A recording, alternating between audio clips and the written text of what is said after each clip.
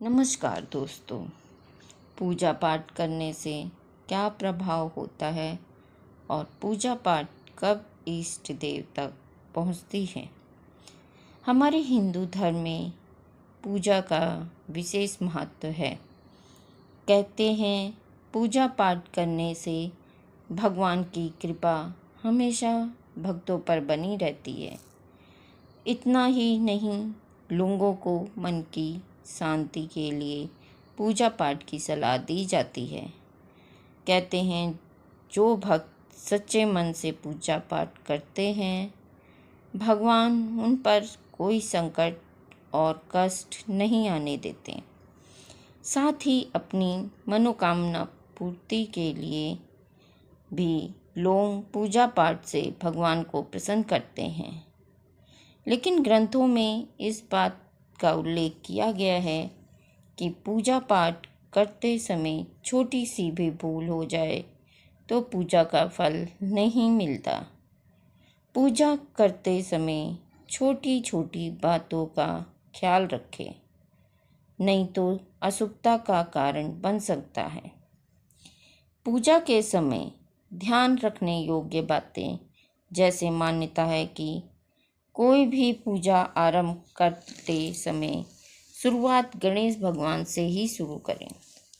इतना ही नहीं, गणेश पूजा करते समय गलती से भी गणेश जी को तुलसी पत्ते न चढ़ाएं, क्योंकि दोष लगता है। कहते हैं शिव भगवान को कभी केतकी का फूल न अर्पित करें। पुराणों के मुताबिक शिव भगवान ने केतकी को श्राप दिया था, इसलिए भगवान शिव को यह फूल नहीं अर्पित करना चाहिए, नहीं तो काम बिगड़ सकते हैं। भगवान की प्रतिमा को नहलाते समय कभी अंगूठे का इस्तेमाल न करें, सिर्फ उंगलियों का इस्तेमाल करें। अंगूठों का इस्तेमाल करने से भगवान नाराज होते हैं और विपत्ति आती है। पूजा करते समय अगरबत्ती का प्रयोग करने से बचना चाहिए, क्योंकि इसे बांस की लकड़ियों से बनाया जाता है और बांस की लकड़ियां का प्रयोग अंतिम संस्कार में किया जाता है।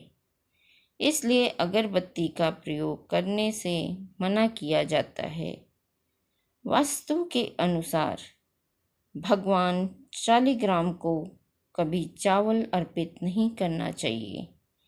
ऐसा करने से दोष लगता है। पूजा में गंदे कपड़े पहनकर पूजा करने से घर में दरिद्रता आती है। पूजा के समय मन में पवित्र विचार रखने चाहिए। पूजा करते समय मन को दूषित करने से पूजा का फल प्राप्त नहीं होता। पूजा में इस्तेमाल किए गए फूलों का फेंकना नहीं चाहिए। मंदिर से मिले फूल और पूजा किए गए फूलों को बहते हुए नदी में डाल दें। गंगा जल को हिंदू धर्म में पवित्र माना गया है और भगवान की पूजा के दौरान इसका इस्तेमाल अनिवार्य होता है। इसलिए गंगा जल को हमेशा तांबे के बर्तन में रखना चाहिए। इसे प्लास्टिक को बोतल में बेहद अशुभ माना जाता है। पूजा कभी भी खड़े होकर नहीं करनी चाहिए और ना ही खाली फर्श पर बैठकर पूजा करनी चाहिए। पूजा करने से पहले फर्श पर आसन बिछाएं और आसन पर बैठकर ही पूजा करें। एक बात और कही जा सकती है कि पूजा आराधना के दौरान मन के भाव का महत्व सबसे ज़्यादा होता है। प्रेम और भक्ति का कोई नियम नहीं होता, कोई विधि नहीं होती। प्रेम और भक्ति सभी नियमों और विधियों से ऊपर होती है।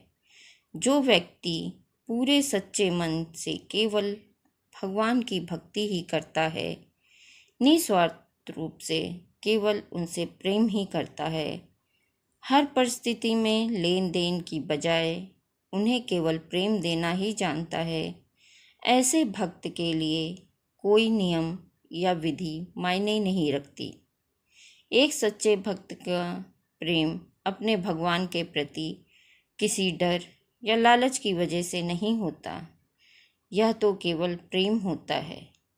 जो व्यक्ति केवल भगवान के प्रति अपने प्रेम के कारण उनकी पूजा आराधना या उपासना करता है और बदले में भी केवल भगवान या उनकी भक्ति ही चाहता है, जिसकी मन में किसी के लिए कोई दुर्भावना नहीं होती, ऐसे भक्त से किसी पूजा उपासना के दौरान विधि से संबंधित कोई गलती हो जाती है तो वह अपराध नहीं माना जाता और उसके लिए वह तुरंत क्षमा भी कर दिया जाता है। भक्ति का सबसे अच्छा उदाहरण है हनुमान जी, जो केवल अपने स्वामी भगवान श्री राम और माता सीता से प्रेम करना जानते हैं और कुछ भी नहीं। वो बदले में भी केवल भगवान की भक्ति ही चाहते हैं। हनुमान जी भक्ति, शक्ति और ज्ञान के प्रतीक हैं, अतुलित बल के स्वामी हैं और हनुमान जी की असीम शक्ति के कारण उनकी भक्ति ही है, इसलिए वो सभी तरह के बंधनों से मुक्त हैं।